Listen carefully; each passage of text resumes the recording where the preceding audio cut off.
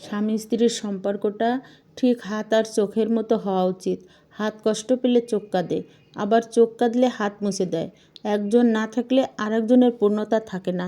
রাগ অভিমান থাকলেও ভিতরের টানটা কখনো কমে না, কারণ সম্পর্কটা দায়িত্ব আর অনুভূতির এক নীরব বন্ধন। এই বন্ধনের মধ্যে কিছু লোক ঢুকে পড়ে, তারা তো জানে না রাগ অভিমান কিছুক্ষণের জন্য। নিজকে প্রমাণ করার কি দরকার? আসসালামু আলাইকুম। আশা রাখি আপনারা এই ঝড় বৃষ্টির মধ্যেও অনেক অনেক ভালো আছেন। আলহামদুলিল্লাহ, আমিও অনেক ভালো আছি। এই ঝড়ের দিনে আজকে সকালবেলাও ঝড়ে অনেক আম পড়ছিল। সকালবেলা অনেক আম কুড়াইছি, ছোট ছোট আমগুলো। ওগুলো দিয়ে কিছুই হবে না, না হবে আচার, কিছুই হবে না। তারপরেও কুড়ালাম বানিয়ে খাওয়ার জন্য।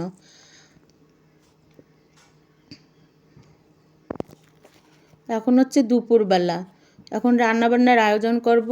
আজকে কি কি রান্না করি চলুন দেখি। ভালো লাগলে একটা লাইক কমেন্ট শেয়ার করবেন আর সাবস্ক্রাইব করে আমার সাথে থাকবেন। ভিডিওটা স্কিপ না করে পুরো ভিডিওটা দেখবেন দয়া করে। এখন হচ্ছে মাংস রান্না করব। মাংসের মধ্যে সব মশলা দিয়ে তারপর হচ্ছে ঢাকনাটা লাগিয়ে দেব প্রেসার কুকারের।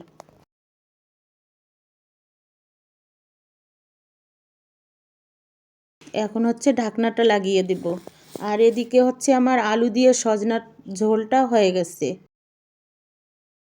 এই তো এরকম হবে। এটাও খেতে অনেক মজার লাগে। আপনারা করে খাবেন, দেখবেন অনেক ভালো লাগবে।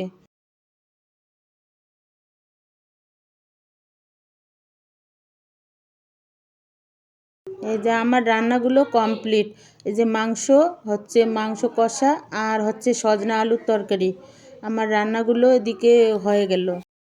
কারেন্ট ছিল না, তো কারেন্ট থাকে না, খুব কম। গ্যাসের মধ্যে রান্না করি।